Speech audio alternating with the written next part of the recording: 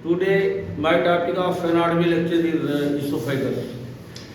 तो esophagus जो है ये डाइजेस्टिव सिस्टम का एक फूड कंडक्टिंग ट्यूब है। जब हम फूड लेते हैं तो मतलब ये है कि ये कंडक्ट करता है फूड को, जो है ओरल कैविटी में फूड जो पहले जाता है और उसके बाद में जो है मतलब पीछे फेरिंग्स है, ओरोफेरिंग्स, फिर लैरिंजोफेरिंग्स है, फिर उसके बाद इसोफेगस में।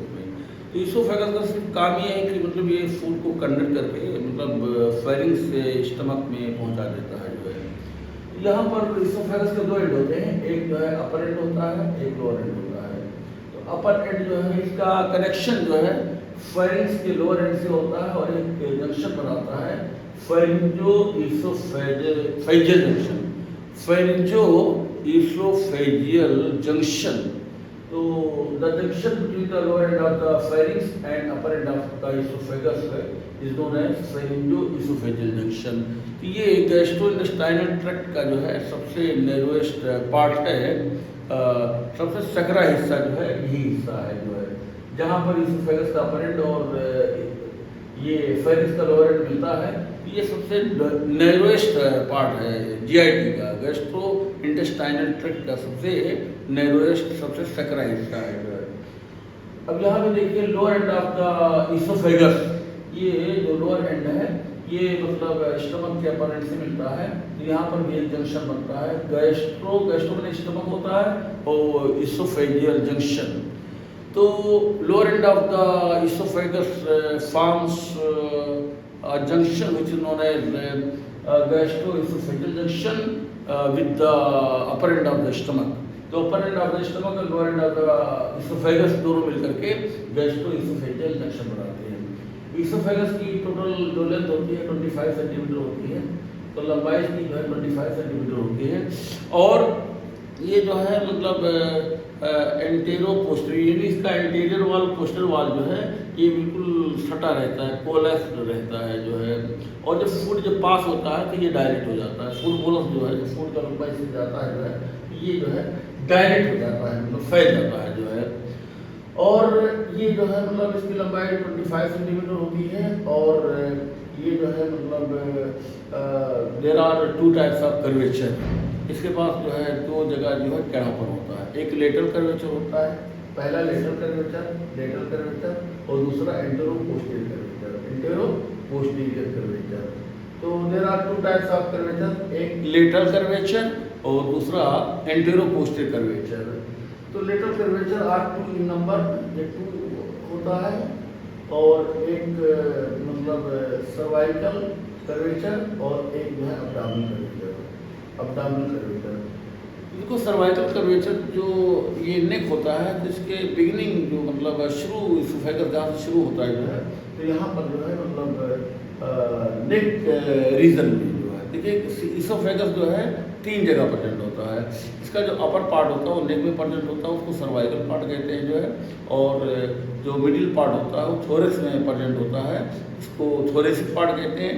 और जो लोअर पार्ट होता है वो अब्डामिनल में प्रेजेंट होता है, तो इसे अब्डामिनल पार्ट कहते हैं। तो there are 3 part of the oesophagus, एक cervical part, the upper part of the oesophagus which is present in the neck is known as cervical part, and the length of cervical part is 3.75 centimetre. तो ये oesophagus का ये हिस्सा जो है ये नेक में होता है, ये 3.75 सेंटीमीटर का होता है। और ये जो सेकंड पार्ट है जो है, ये सेकंड पार्ट जो है ये इसका 20 सेंटीमीटर होता है। ये थोरेक्स में प्रेजेंट होता है, थोरेक्स कैविटी में, थोरेक्स में। तो थोरेक्स में जो मतलब सुपीरियर मेडिस्टम में होता है, सुपीरियर मेडिस्टम और posterior मेडिस्टम।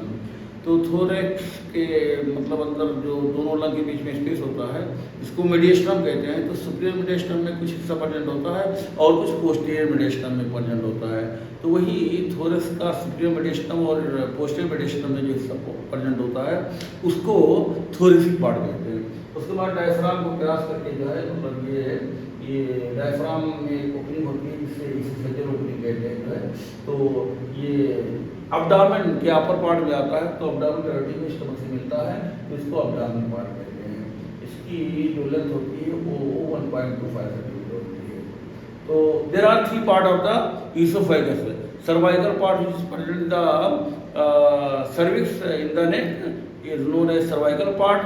The length of cervical part is 3.75 centimeter, and second part is longest part which is present in the thoracic cavity in the superior mediastinum and posterior mediastinum, and lowermost part is known as abdominal part which is present in the abdominal cavity. The length of abdominal part is 1.25 centimeter. इस तरह से three parts हैं मतलब oesophagus के। और दो तरह का कर्वेचर होता है, एक लेटरल कर्वेचर जिसकी तादाद दो होती है, एक सर्वाइकल कर्वेचर होता है, एक अब्डोमिनल कर्वेचर होता है। तो सर्वाइकल कर्वेचर जो है, तो यहाँ पर जो है सर्वाइकल कर्वेचर मतलब दिस इज कॉन्केव लेफ्टवर्ड, ये बाएं तरफ जो है कॉन्केव होता है। देखिए सर्वाइकल कर्वेचर में ये सर्वाइकल कर्वेचर है, तो यहाँ पर ये लेटरल कर्वेचर का जो है मतलब पहला हिस्सा है। तो cervical curvature is concave leftward, बाएं तरफ ये कॉन्केव है और दाएं तरफ ये जो है कॉन्वेक्स है। तो सर्वाइकल कर्वेचर जो गर्दन में होता है तो बाएं तरफ से कॉन्केव होता है और दाएं तरफ जो है कॉन्वेक्स होता है। और ये जो अब्डोमिनल कर्वेचर है, तो अब्डोमिनल कर्वेचर भी जो है ये बाएं तरफ जो है क्या नाम है कॉन्केव होता है, एंड दाएं तरफ जो है ये कॉन्वेक्स होता है। तो abdominal curvature is also concave leftward and convex rightward. यहाँ अब्डोमिन में भी यहाँ पर भी कर्वेचर है जो बाएं तरफ कॉन्केव होता है और दाएं तरफ जो है कॉन्वेक्स होता है। तो इस तरह से lateral curvature are two in number. First is cervical curvature, which is concave leftward and convex rightward. Abdominal curvature is also concave leftward and convex rightward.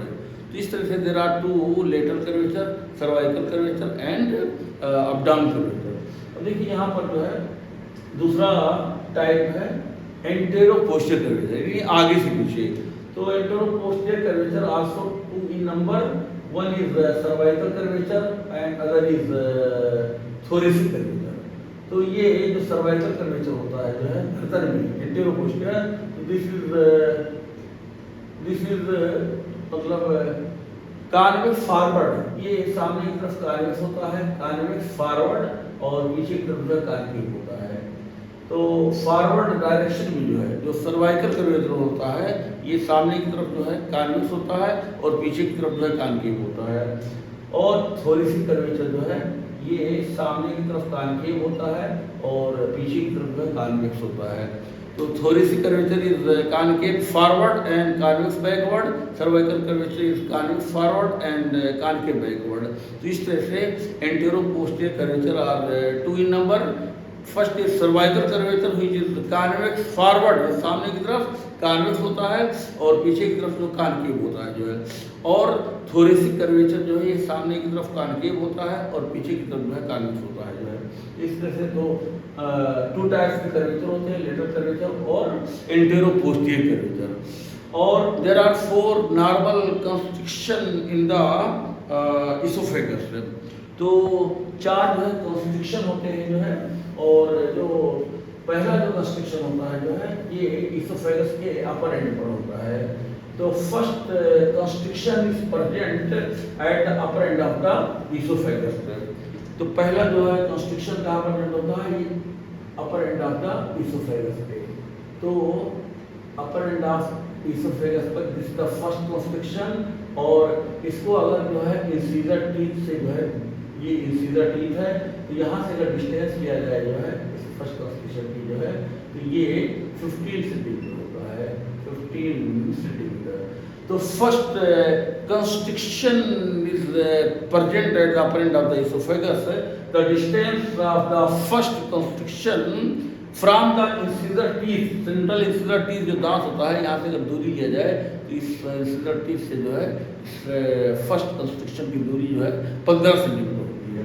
और ये कंस्ट्रक्शन जो पैदा होता है एक मसल होता है, इसी के प्रेशर से होता है, और इस मसल का नाम है जो है क्रिकोफेरिंजियस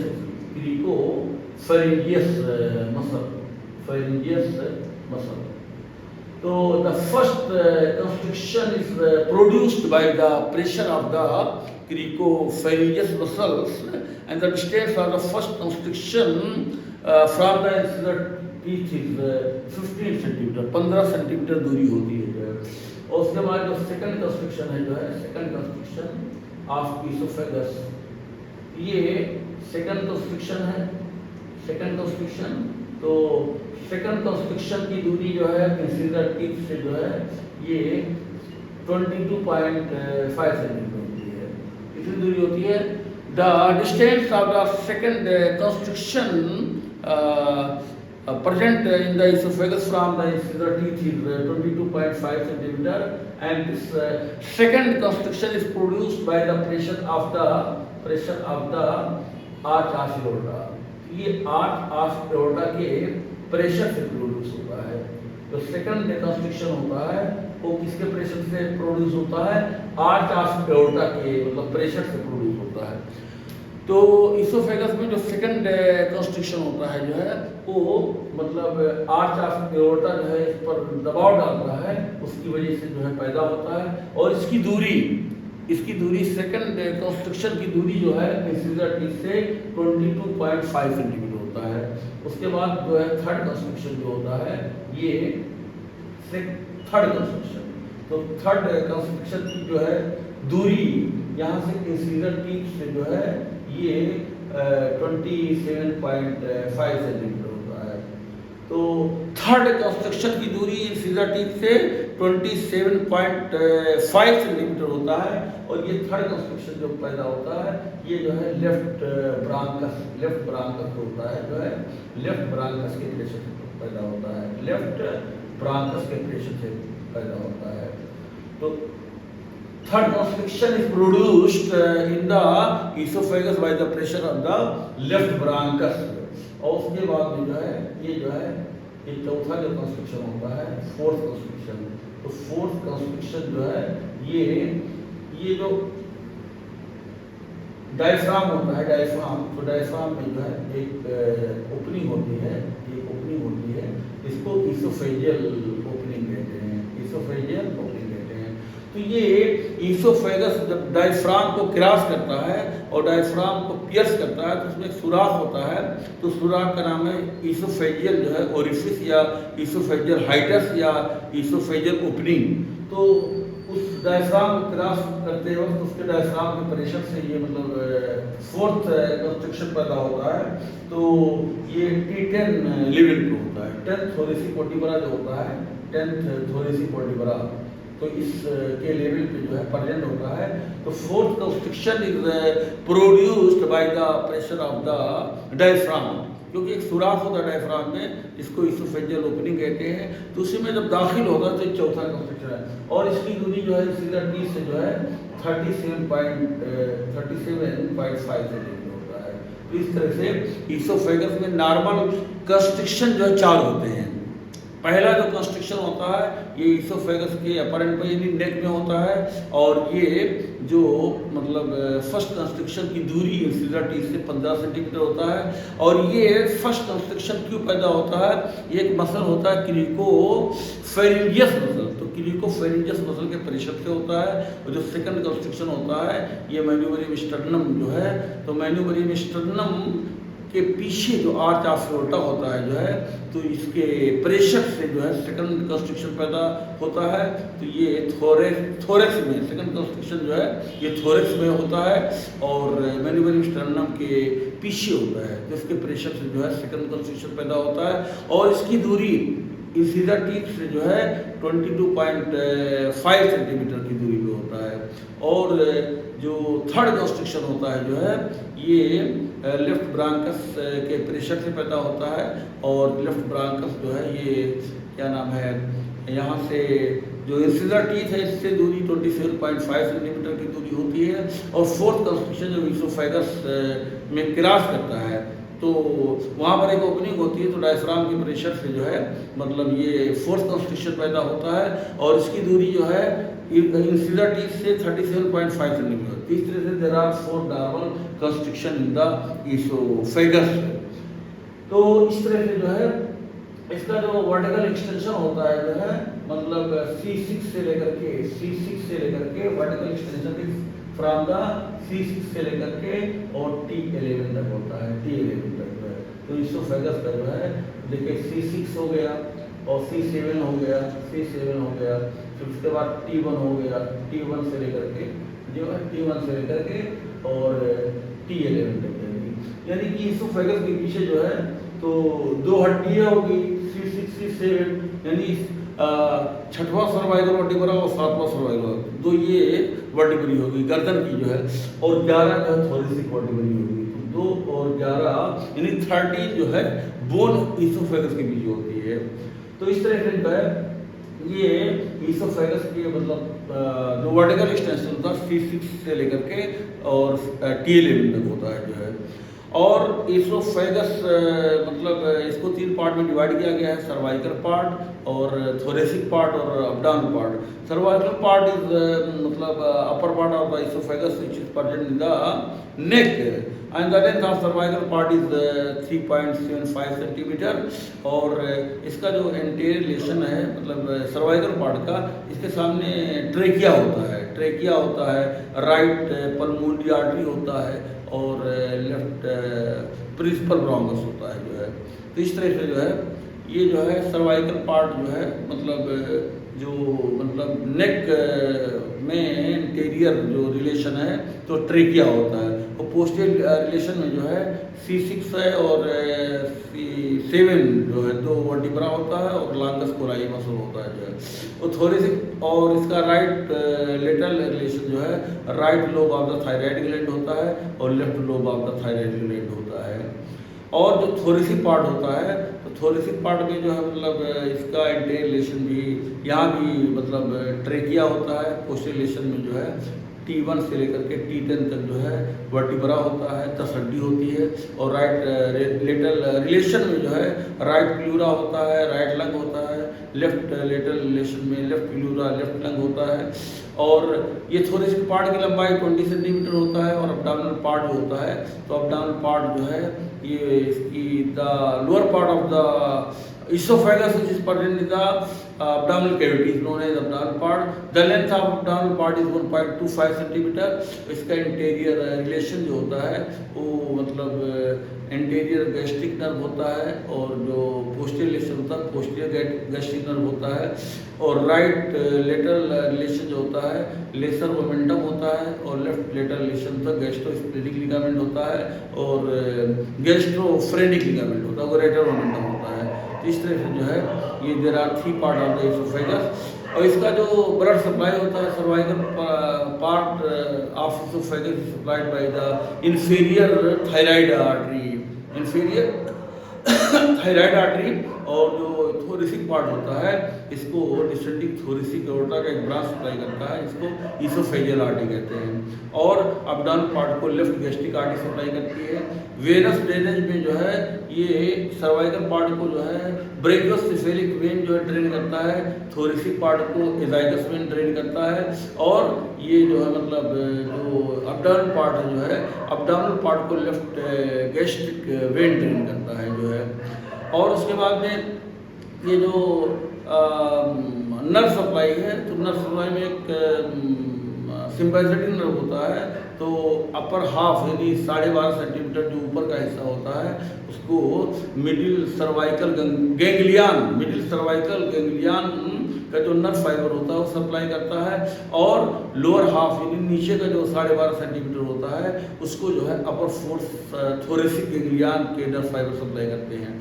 और जो पैरासिम्पैथेटिक नर्व होता है उसको अपर हाफ को जो है left recurrent laryngeal nerve supply करता है और लोअर हाफ को वैगस नर्व सप्लाई करता है। तो सिंपैथेटिक नर्व वैसो मोटर होता है और पैरासिम्पैथेटिक नर्व जो है ये वैसो डायलेटर होता है।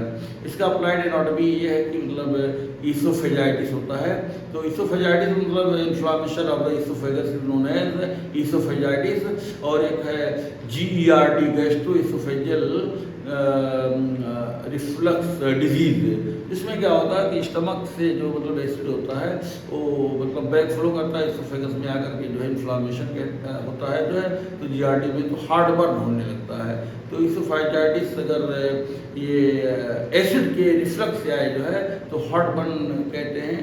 और इसी को जो है मतलब जो है पायरोसिस भी कहते हैं, जलन होती है जो पायरोसिस, जैसे आग हो तो एक बर्निंग सेंसेशन होता है इसोफेगस फ्लोरल में। और एक जो है एचेल्जिया कार्डिया होता है। एचेल्जिया कार्डिया में जो है जो लोअर इसोफेजियल स्फिंक्टर होता है जो है एलियस एक मतलब रिंग होता है मतलब मसल का, तो लोअर एंड ऑफ इसोफेगस के ओपनिंग पर जो है वहाँ पर घेरे रहता है।